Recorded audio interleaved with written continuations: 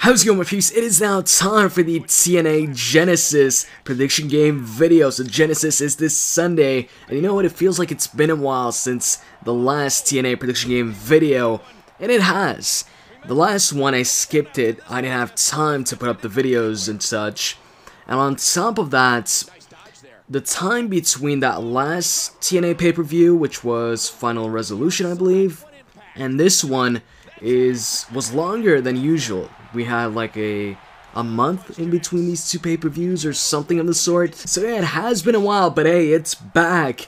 And now that TNA has changed their pay-per-view schedule, if you haven't heard already, TNA's changed their pay-per-view schedule. They won't be having like 12 pay-per-views a year anymore. They're reducing the pay-per-views to only 4 pay-per-views per year, starting with Genesis, which is this Sunday. And then in March, you've got Lockdown, one of their biggest pay-per-views. And then Slammiversary in June. And then October, you've got Bound for Glory. So they've kept all their big pay-per-views. Actually, I didn't even know Genesis was considered one of their biggest pay-per-views. But I guess, you know, they wanted a pay-per-view close. What I'm assuming is they wanted a pay-per-view to start the year. And Genesis, I guess, is that pay-per-view. Now that's not all. On top of these 4 big pay-per-views, they're now gonna have like these mini pay-per-views called TNA Wrestling One Night Only, and I believe those are gonna air on Fridays, and they're also gonna be less expensive than the regular pay-per-views or the big pay-per-views like Slammiversary and Lockdown, Genesis, Bound for Glory.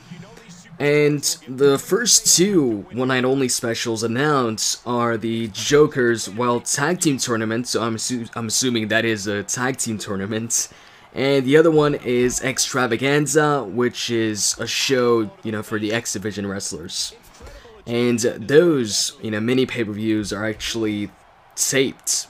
So the others, the big ones, they're live, and the small ones, or the one night only specials, are taped. So anyways, enough about that. Let's actually get down to the predictions for Genesis. We've got 7 matches here, which is pretty much the usual. But anyways, first matchup, you've got a gauntlet match to determine the new number 1 contender to the Knockouts Championships. It's going to be Gail Kim versus ODB versus Miz Tessmacher versus Mickie James versus Velvet Sky. Now initially I was like, okay, what kind of match is this? Because from what I recall, a gauntlet match, as I know it, is a superstar fighting a bunch of different superstars, one after the other.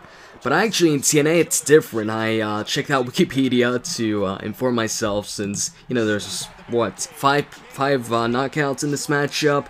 So it's not just one knockout fighting, you know, all the others. It's not like a handicap match. It's all of them against each other to determine, you know, a number 1 contender. So apparently it's pretty much like the Royal Rumble or a Battle Royale, where you have to eliminate your opponents over the top rope. So, with that said, I'm gonna go with Velvet Sky winning this one. She just came back, and it'd be a great way to, you know, get that momentum back and challenge for the Knockout Championship. Fight Tara maybe at Lockdown if they wait that long, since now Lockdown is gonna be in March, so there's gonna be, you know, a decent amount of time there in between the pay-per-views. So yeah, my pick for this match, my prediction, Velvet Sky. And then you've got Devon versus Joseph Park. It's a non-title matchup, so Devon's Television Championship isn't on the line. Joseph Park now got, you know, finished wrestling school, and now he wants to face a member of Aces and Eights. Last time, the last pay-per-view, he fought Doc, and at that time, he didn't have any wrestling training, storyline-wise. So who do I think is going to win this match? I'm going to go with Devon winning this one. I don't think... If Doc beat Joseph Park, I also think Devon's gonna beat Joseph Park. I know that's not the best reasoning behind it, but I just think Devon's gonna win, and Joseph Park might come close. Actually, I do think he's gonna come close to winning and really give Devon a fight, and at some point get busted open, you know, bleed, and then he rages, maybe hits a black hole slam or a choke slam. But in the end, I think Devon's gonna hit his finisher and get the victory, whether he gets help from Aces and Eights or not. After that, we've got, I believe, Kenny King versus Christian York. And the winner of that match gets to fight Rob Van Dam the same night for the X Division Championship.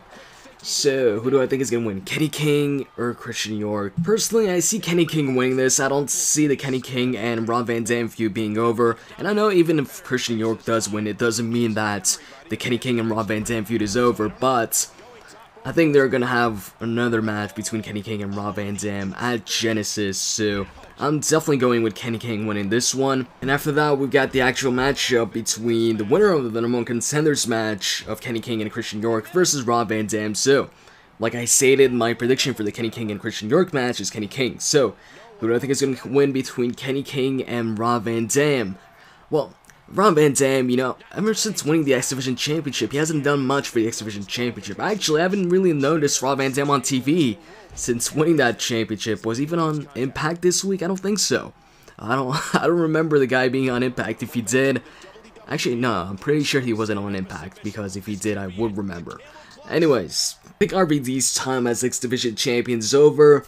So I'm thinking Kenny King comes out victorious and becomes a new X Division Champion right here, and Rob Van Dam can then move on to maybe the main event scene again, maybe have a championship match with Jeff Hardy, who knows. But yeah, I'm going with Kenny King winning the X Division title. And then you've got Christopher Daniels versus James Storm one-on-one.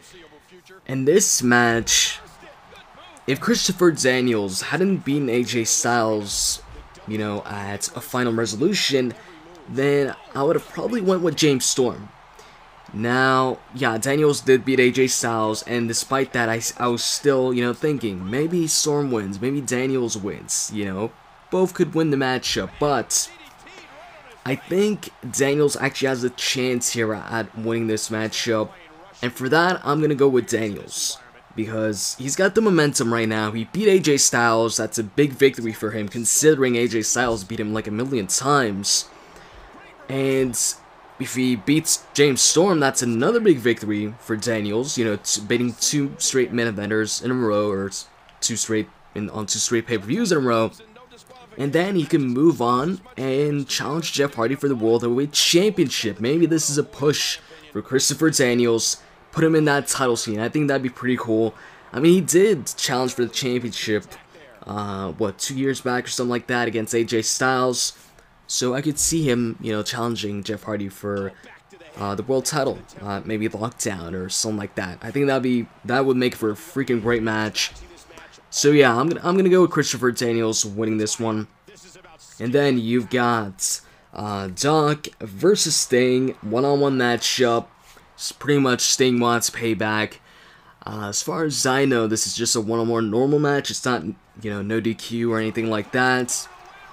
I could see Sting getting disqualified, but I think Sting's gonna keep his cool and just win the matchup, and then maybe after the match attack Doc. I don't know, but yeah, since this is Sting's return match after, you know, being attacked viciously by Doc and Aces and Eights, I'm gonna go with the Stinger picking up the victory here.